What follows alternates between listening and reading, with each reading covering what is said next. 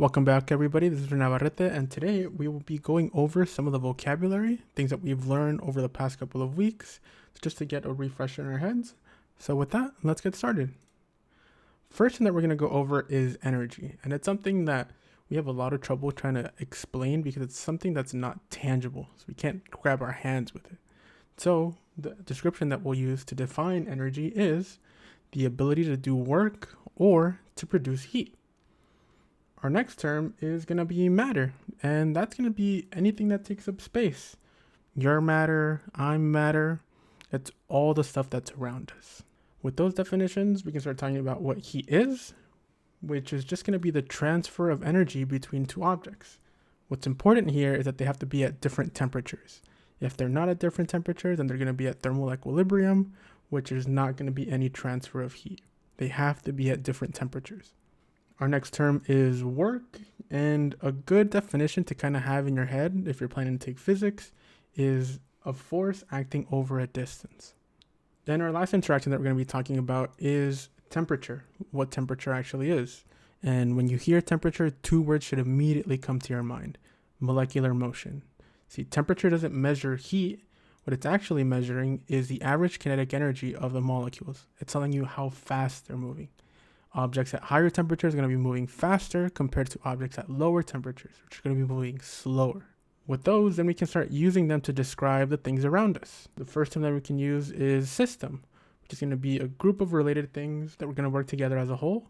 But for our purposes, it's going to be what we're going to be focusing on. What reaction, what location, or what object we're going to be focusing on. That's our system. Everything else around it is going to be the surroundings, anything that can affect our system.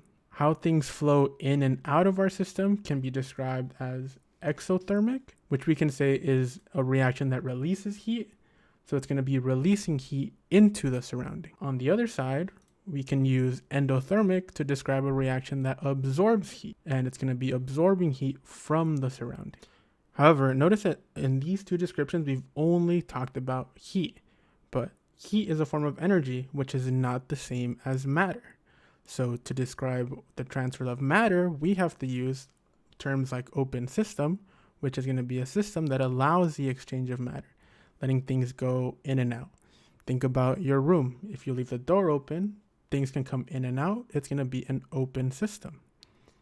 If you were to close a door, then your room would now become a closed system, which does not allow the exchange of matter. Once you close your door, whatever is inside the room that's going to be part of your system. Nothing else will be able to get in or out. Other systems that we can talk about are isothermal systems, which are going to be systems that are going to be kept at a constant temperature. So there's going to be no change in temperature. It'll always stay the same. Another system that we can describe is an adiabatic system, which is a system that is not going to allow any transfer of heat. Remember, heat and temperature are not the same thing. So just because a system, an adiabatic system, does not allow the transfer of heat, it doesn't mean that its temperature can't change. In order to measure these changes, well, we need to give them units. So our first one is joule, which is the SI unit of energy, in which 1 calorie is the same as 4.184 joules. And this is found by James Joules, and he found that the work needed to raise 1 gram of water by 1 degree was 4.184 joules.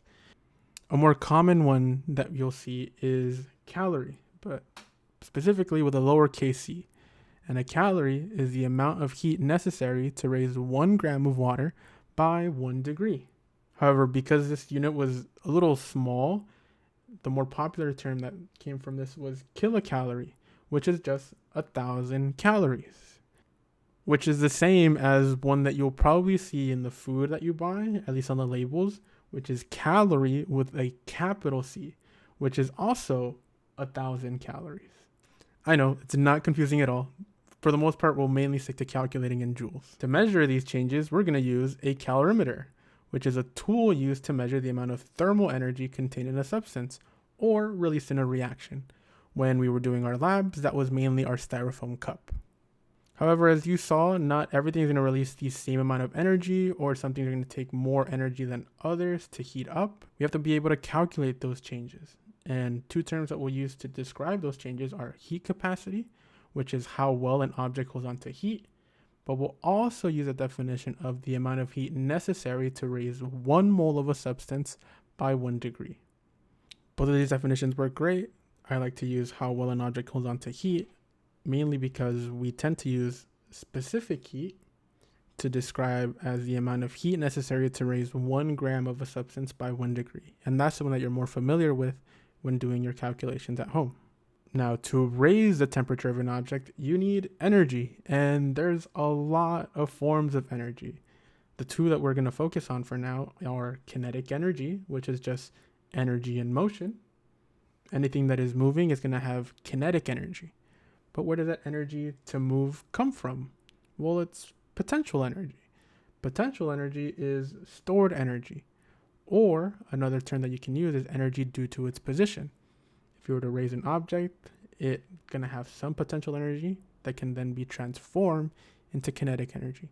Think about roller coasters and how it goes up, gaining potential energy, and on the fall, it's going to transfer all of that potential into kinetic.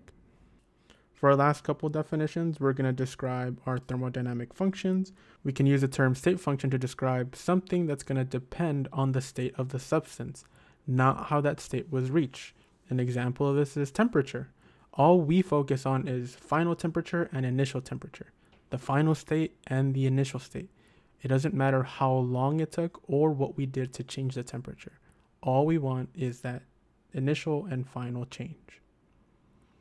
We can also use terms like enthalpy, which is going to describe the amount of heat that was added or released by a substance. If it released heat, we describe that as like exothermic, and if it absorbed heat, we described it as endothermic. We can also use entropy, which is just going to measure disorder, just going to tell us uncertainty or randomness. The higher the entropy, the higher the amount of disorder. And think about your phases of matter. Something that is very organized is going to have low entropy, something like a solid, versus something like a gas, which is going to have a higher entropy, because there's going to be so much disorder within the molecules. And last but not least, we can describe free energy, which is going to be the energy available to do work. And this is going to ultimately tell us whether a reaction is going to be spontaneous or not. If it's spontaneous, that means that we don't have to do any work. The reaction will take care of it itself, versus something that is not spontaneous, which we have to put in work. The surroundings have to put in that work. And that's it. Hopefully those definitions were a quick refresher and that they helped. If you have any questions, don't hesitate to ask. I'm here to help. But other than that, stay safe, and I'll see y'all next time.